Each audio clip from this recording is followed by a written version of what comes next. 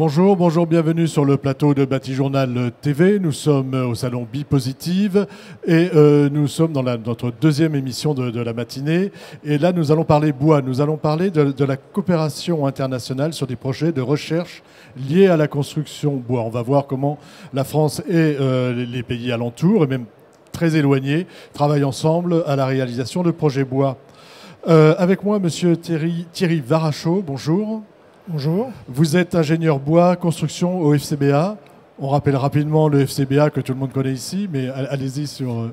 Donc le FCBA est le Centre technique industriel de la filière bois.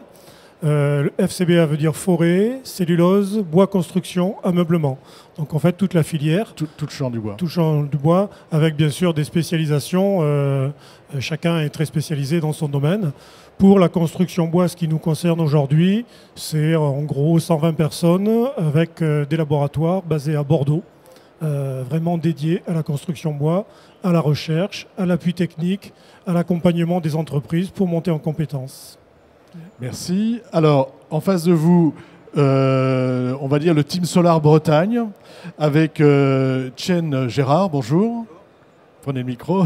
Bonjour. Bonjour, vous êtes ingénieur. Tout à fait. Vous êtes ingénieur où? À l'INSA de Rennes. À l'INSA de Rennes. Et à côté de vous, Nathaël Gillet, bonjour. Bonjour. Vous êtes architecte. Architecte de l'école d'architecture de Bretagne. Et nous représentons l'association Team Solar Bretagne, donc, qui regroupe 7 établissements du bassin rennais, l'école d'architecture, l'INSA de Rennes, le lycée Joliot-Curie, l'ESIR, l'école supérieure d'ingénieurs de Rennes et l'université de Rennes 1, et les compagnons du devoir. Ça, ce sont les 5 établissements rennais. Les 5 établissements rennais que vous représentez aujourd'hui. Qu'on représente au sein de l'association Team Solar Bretagne. Voilà. Alors on parlera un petit peu plus tard de votre projet. Vous, ça se passe en Chine. Ça se passe en Chine. Alors, on va retourner avec le FCBA. Travailler à la coopération internationale sur des projets de recherche bois, ça veut dire quoi? Qu'est-ce qu'on cherche? Qu'est-ce qu'on veut faire? Alors, en fait, l'intérêt de faire des travaux de recherche au niveau international, c'est bien sûr de mutualiser les moyens, de bénéficier de ce qui se passe ailleurs, dans des pays où les réglementations sont différentes, où les contraintes sont différentes, et créer finalement une synergie entre ces différentes connaissances et expériences. Donc au final, tout le monde est gagnant. Ce qui est important de préciser, c'est que sur des travaux de recherche qui peuvent être des travaux assez lourds, on a une multitude de participants, d'intervenants, de partenaires, qui va des pouvoirs publics, qui interviennent bien souvent en tant que financeurs, des professionnels. On fait beaucoup, nous, de travaux financés par le Codifab, donc le Codifab qui collecte les cotisations des entreprises. Donc ça revient aux entreprises une fois qu'on a travaillé, je dirais.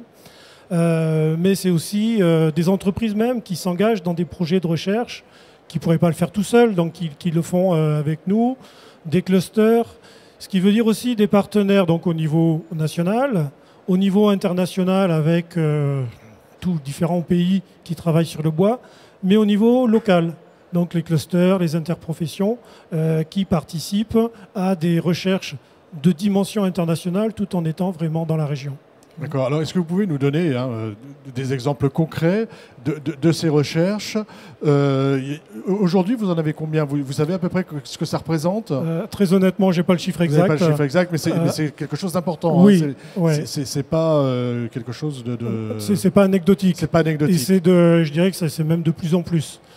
Alors, à titre d'exemple, on a fait de très gros travaux sur le comportement de la construction bois en zone sismique.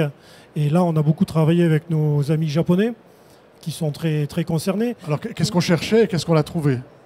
Alors, on cherchait à bénéficier de leur expérience et réciproquement. Et on cherchait aussi à mutualiser les moyens. Tout ce genre de travaux, c'est quand même lourd financièrement. Et donc, plus on est de partenaires, plus on divise la charge. Et puis, les Japonais ont une table sismique qui est différente de la nôtre, donc on peut faire des essais complémentaires. Ils ont une expérience qui est différente. À titre d'exemple très concret, on s'est bien inspiré de leur système d'ancrage, qui est un point très important en sismique. Et eux avaient un système intéressant qu'on a regardé, qu'on a étudié, qu'on a validé chez nous, parce qu'il faut valider les choses sur le territoire. Bien sûr, sur le territoire, voilà, pour que ça rentre dans le cadre. Pour qu'on puisse en bénéficier. eux ont aussi regardé comment nous, on ancrait les systèmes. Enfin voilà, il y a vraiment des échanges. Et on monte aussi nous-mêmes en compétences, en fait. Voilà. Et ce projet-là, il a abouti vraiment, réellement à la commercialisation d'un nouveau type d'ancrage. Hein. Oui, parce que les professionnels qui étaient associés au projet, bon, il y avait un fabricant de connecteurs. Bien sûr, eux, c'est des gens très pragmatiques. Hein. À la fin, il faut qu'ils vendent des produits. Il faut qu'ils vendent des produits et il faut que les recherches qu'ils font aboutissent. Il faut que ce soit de l'opérationnel. Donc eux, le transfert de technologie se fait en temps réel, je dirais, puisque aussitôt, eux, ils adaptent leur production en fonction de l'arrivée des résultats. Ça donne vraiment une efficacité intéressante au projet. Est-ce que vous avez un autre exemple à nous donner, d'exemple de projet en cours, peut-être une recherche un peu plus fondamentale, un peu plus... Alors, non, pas fondamentale. Pas fondamentale. On ne fait pas trop de recherche fondamentale, même s'il y a forcément une partie, parce que quand on creuse, on arrive sur des questions qui se posent. Mais nous, non, en tant que centre technique, c'est vraiment de la recherche appliquée. Donc, actuellement, on travaille avec le Canada sur l'acoustique dans les constructions ossature bois. On travaille sur les bâtiments en grande hauteur, hein, puisque de plus en plus tout le monde y travaille. Donc là, on est en partenariat avec le Japon et le Canada, puisqu'on travaille pour monter un congrès international en septembre. À Bordeaux. À Bordeaux, du 12 au 15 septembre. L'intérêt de ce congrès, ce sera quoi? Ce sera de partager les expériences, de partager les technologies qui sont utilisées par chacun. Le partage, c'est vraiment le terme. À ce jour, on a 12 nationalités qui sont déjà inscrites, différentes. Donc un gros succès, hein, pour parler honnêtement. C'est que le début. Et on sent que vraiment, il y a un besoin d'échanger. Vous faites comment? Pourquoi vous faites ça? Nous, on fait de cette façon-là. Oui, ok, chez vous, mais chez nous, on ne peut pas. Comment on peut adapter? Enfin, il y a une émulation. Il y a une émulation qui se crée et finalement, on arrive par le partage à trouver des choses nouvelles. À trouver des choses nouvelles. Et encore une fois, on est dans du concret. Les gens qui viennent sont des chercheurs, mais des chercheurs qui tiennent par la main des entreprises et vice-versa. Il faut faire avancer la construction bois. On a des défis à relever. On ne pourra pas les relever tout seul dans son coin. Alors on va aller voir justement assez loin d'ici si on relève des défis avec la construction bois et on va en Chine. Expliquez-nous un petit peu le contexte dans lequel vous travaillez avec la Chine sur un projet de... Alors je ne sais pas si on peut dire que c'est un projet de recherche, mais en tout cas il y a vraiment une collaboration importante avec la Chine. Oui, tout à fait. La Bretagne, la région Bretagne étant largement jumelée avec la région du Shandong en Chine, nous avons entrepris de participer au Solar Decathlon China, qui est une compétition internationale qui regroupe 20 universités internationales autour des Jeux Olympiques de l'habitat durable. Et dans nos premiers échanges avec nos partenaires chinois, nous sommes associés avec l'université de Xiamen en Chine et l'université de Jinan, l'université du Shandong. Dans nos premiers échanges, on a eu les mêmes un petit peu collaborations, d'échanges sur les compétences techniques que maîtrisent au sein de l'association les architectes, les ingénieurs, les compagnons du devoir, qui sont des compétences techniques sur le bois, et puis les compétences qu'avaient les Chinois sur leur filière du bois, ce qui était à disposition, comment eux la mettaient en œuvre. Et par cet échange, on a aussi contribué à conceptualiser et concevoir le projet qu'on va présenter lors de cette compétition. Est-ce que vous pouvez me le décrire rapidement, ce projet? Donc c'est un projet qui permet de densifier de façon douce l'urbain chinois, supprimer un peu cette utilisation un peu forcive du bulldozer qui a tendance à démolir le patrimoine existant. Donc ça consiste dans un premier temps à faire une rénovation d'un patrimoine existant chinois, d'une maison. Et comme l'habitat chinois travaille autour d'une cour centrale, profiter de cette cour centrale pour y créer un nouveau bâtiment, alors que c'est plutôt une maison effectivement, puisque dans le cadre du concours Solar Decathlon, on présente un habitat individuel. Cette maison qui entre en relation avec le bâtiment existant et qui crée une vraie relation patrimoine ancien, bâtiment nouveau, au cœur de l'éco-construction et de l'habitat durable et des ressources locales en Chine. Et vous êtes parti sur le bois, mais on va passer la parole à votre voisin. Pourquoi on est parti sur le bois? Qu'est-ce qui fait que dans ce projet-là, c'est le bois qu'on a choisi, qu'on a retenu? Avec la collaboration des Chinois, on a voulu partir sur un matériau biosourcé. C'était la base du Solar Decathlon pour nous. Et du coup, on est parti sur le bois. Après, on a dû s'adapter à l'industrie locale chinoise. Du coup, c'est des sections assez minces. Et on a dû créer des poutres caissons qui sont remplies de fibres de bois. C'est-à-dire que vous avez adapté votre mode constructif que vous connaissez bien Tout à fait, en France. à ce qui se passe en Chine. Oui. On n'a pas de bois de grande longueur, c'est ça? On n'a pas de bois avec des grosses sections là-bas. Le bois est pas très bonne qualité, ou c'est importé du Canada. Mais vu qu'on veut utiliser des ressources locales, on a donc utilisé des bois de petites sections pour faire des poutres caissons. D'accord, donc décrivez-nous un peu justement ce système constructif que vous utilisez. Du coup, les poutres caissons, c'est juste 2 lateaux de bois avec au milieu de la fibre de bois et enfermés avec de l'OSB. Après, on utilise du coup ces poutres caissons pour faire des box. Et dans ces box, on va mettre des ballots de paille qui sont compressés. Et ces box seront aussi enfermés par des OSB et du contreplaqué. Et tout ça réalisé avec des bois locaux? Avec des bois locaux et de la paille locale, du coup, qui est un déchet en Chine pour l'instant. D'accord. Quand on dit faible section, c'est quoi? C'est du 45 mm x 75 mm. D'accord. Et Environ. ça, on n'aurait pas pu faire autrement si on avait voulu utiliser si on n'avait pas Si voulu on veut utiliser des bois poteaux chinois. poutres, on n'aurait pas pu faire des poteaux poutres en fait, avec du bois local en Chine. D'accord. Il n'y a pas d'habitude constructive en Chine en bois ou dans la région, en tout cas dans laquelle vous travaillez? Non. Je ne sais pas si vous voulez reprendre. Il y a bien sûr la tradition chinoise du bois d'œuvre que sont les temples avec toutes ces sculptures boisées et ces toitures aussi, toitures un peu courbes que l'on connaît en Chine. Mais c'est une œuvre, on va dire, très traditionnelle et très technique. Là, on a voulu faire un système qui était simple, abordable à quelqu'un dans le cadre d'une formation ou dans le cadre de la création d'une filière un peu industrialisée de la construction bois, puisque la construction bois en Chine n'est pas industrialisée et elle est vraiment, on va dire, pointue sur des domaines techniques de représentation. Et donc là, on a voulu industrialiser un petit peu, ou donner un modèle d'industrialisation d'une filière de bois en Chine. Donc là, on est sur le partage de connaissances, en fait, hein, de chacun, et on s'adapte.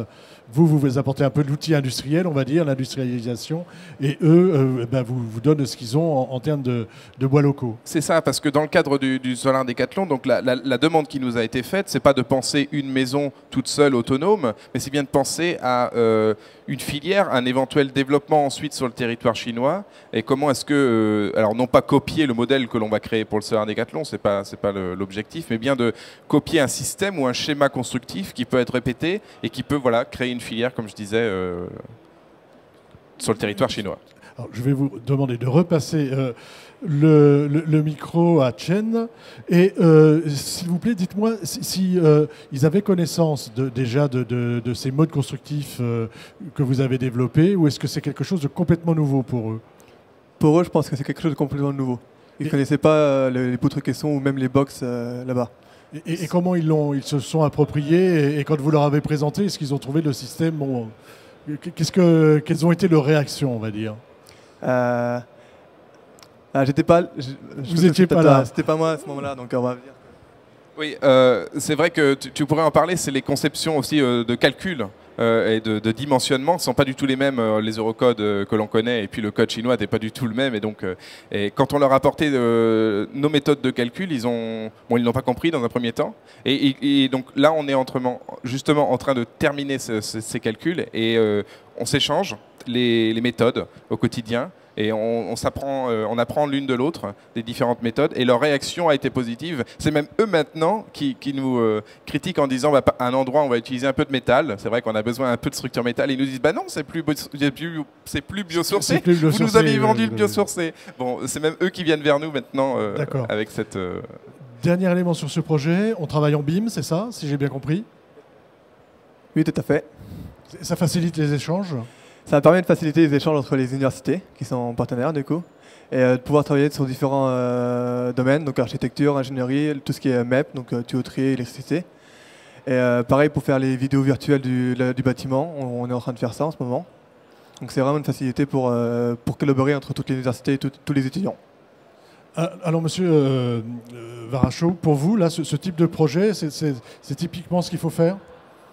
Ah ben, il faut le faire, oui, bien sûr. Non, mais je veux dire en termes de recherche et d'apport des uns et des autres oui, sur les systèmes. C'est intéressant. Là, on est vraiment en phase réalisation d'un réel projet.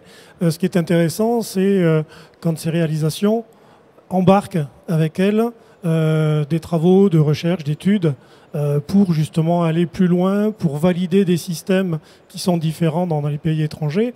Bon, généralement, c'est ce qui se fait. Hein. Nous avons eu l'occasion de travailler sur le Solar Décathlon à Versailles. Si ça se trouve, mes collègues sont sur ce projet, je ne suis même pas au courant. Mais voilà, en général, de plus en plus, et encore une fois, ça rejoint ce que vous disiez, enfin l'inverse, la recherche fondamentale est mise un peu de côté pour vraiment être sur du concret. Sur du concret, sur et de quand on a l'opérationnel. un projet réel sur lequel s'appuyer, c'est quand même beaucoup plus performant. Je reviens sur Bordeaux, sur le colloque que vous organisez avec le Japon et le Canada. Qu'est-ce qu'on va voir? Qu'est-ce qu'on va pouvoir y voir comme mode constructif qui sont différents de ce qu'on a ici et qui vont permettre justement de peut-être nous aider à trouver des choses intéressantes sur le bâtiment de grande hauteur? Alors, c'est pas pour faire durer le suspense, mais je vous le dirai une fois qu'on les aura vus. Ça va pas du tout. Non, mais il y a tous les systèmes qui sont connus. Hein. Donc, on parle beaucoup des panneaux du CLT pour les bâtiments à grande hauteur.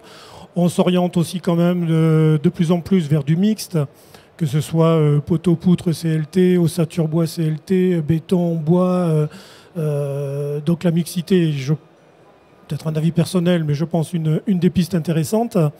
Et ce qui va être intéressant lors de ce colloque, c'est justement de voir la panoplie de ce qui existe, de ce qui se fait, avec les limites et les contraintes à chaque fois, et les perspectives. Donc sur 4 jours, il y aura des présentations de ce que l'on sait faire, mais il y aura aussi des ateliers de travail pour aller plus loin. Ce n'est pas juste montrer une photographie, c'est vraiment, on est en 4 jours pour travailler. Les thématiques de ces ateliers de travail, si vous les avez déjà? Alors, on va retrouver, alors je ne les ai pas en détail, mais on va retrouver toutes les thématiques qui sont liées au bâtiment à grande hauteur. C'est la sismique, c'est l'acoustique, c'est les systèmes vibratoires, c'est le confort. Hein, on est des techniciens, mais de plus en plus, le confort, on rejoint les architectes, les ergonomes, les designers, fait partie intégrante de la conception des bâtiments. Donc la notion de confort et d'usage. Confort et usage, vous vouliez dire quelque chose? Pour rajouter une petite chose sur la recherche appliquée, alors nous, c'est pas de la recherche pure non plus, c'est de la recherche par la pratique, on va dire. Alors sur le bois, sur le bois, on fait pas vraiment de recherche, on va dire, on fait la recherche sur la paille et sur comment, la protection au feu de la paille, la protection au feu des caissons bois, mais sur d'autres matériaux également on travaille, par exemple un biobardage à base de lin et de résine biosourcée, de l'amidon de maïs par exemple. Donc c'est aussi des projets sur lesquels on fait de la recherche et de la coopération internationale aussi à ce niveau-là, au niveau du projet. Donc aspect enveloppe et aspect structure. Voilà, enveloppe et structure. On arrive, oui. Oui, c'est vrai, j'en ai pas parlé, mais le feu est une problématique importante hein, dès qu'on va être sur des bâtiments multi-étages. Donc depuis déjà pas mal de temps, on travaille sur la propagation du feu, on a travaillé sur les bâtiments bois-paille, et là actuellement, la grosse question, c'est la propagation du feu en façade. Donc comment éviter quand on va être sur des bâtiments de grande hauteur, au-delà des échelles de pompiers, hein, puisque c'est la référence. C'est ça le souci.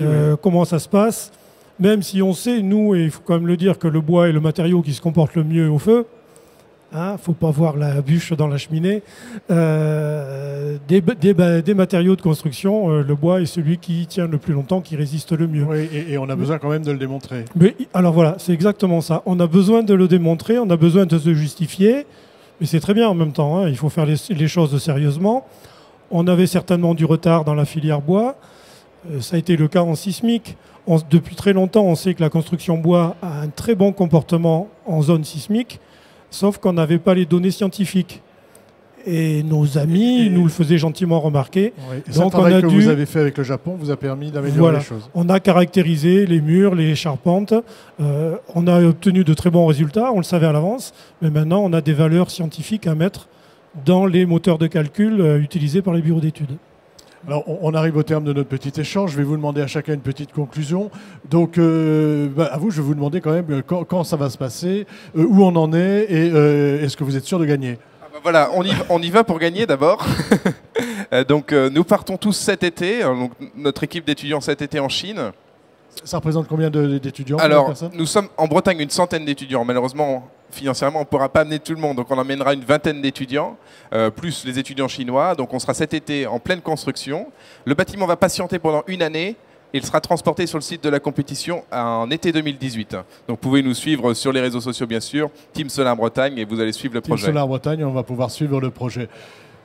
Sur votre expérience, sur le retour d'expérience de ce travail collaboratif que vous avez fait, qu'est-ce qui est intéressant? Qu'est-ce qui a été intéressant pour vous au plan des méthodes et des techniques que vous avez pu découvrir ou mettre en place? C'est surtout d'être en contact avec tous les professionnels, c'est vraiment intéressant.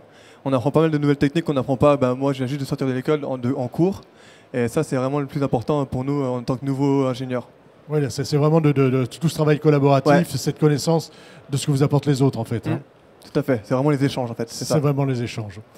Et donc vous aurez le mot de la fin. Sur ces problématiques, sur ces problèmes, c'est pas des problématiques, sur cette coopération internationale, est-ce qu'on a d'autres pistes aujourd'hui? Vous avez peut-être d'autres projets en cours qui vont sortir Il y a d'autres projets, il y a des études en cours avec l'Allemagne, avec la Suède, l'Espagne, l'Italie. Enfin, j'aurais du mal à vous faire la liste. Est-ce que vous allez aussi loin jusqu'à la Chine? Alors vous allez au Japon, c'est déjà pas mal. C'est déjà pas mal. En le disant, je me suis dit, je dis une bêtise. Il y a l'Australie également, les États-Unis. Donc il y a un vrai travail international et un besoin d'échanger. Oui, il y a vraiment un travail international et le bois se développe de plus en plus dans la construction. C'est vrai au niveau mondial, lié à cette notion d'environnement quand même. Donc tout le monde se gratte la tête pour faire toujours mieux et il faut y changer. Il faut échanger et il faut aussi que tous les travaux que l'on peut mener, toutes les connaissances que l'on engrange redescendent, si je peux me permettre ce sens, dans les entreprises. Et il est important que nous, déjà, on communique, même si ce n'est pas notre métier premier, il faut bien le reconnaître, et que les entreprises puissent bénéficier des travaux. Et bénéficier des travaux que vous faites. Parce que à la base, c'est quand même ça l'intérêt. C'est l'objectif. Développer la construction bois. Développer la construction bois, c'est les entreprises qui mettent en œuvre. Tout à fait. Merci.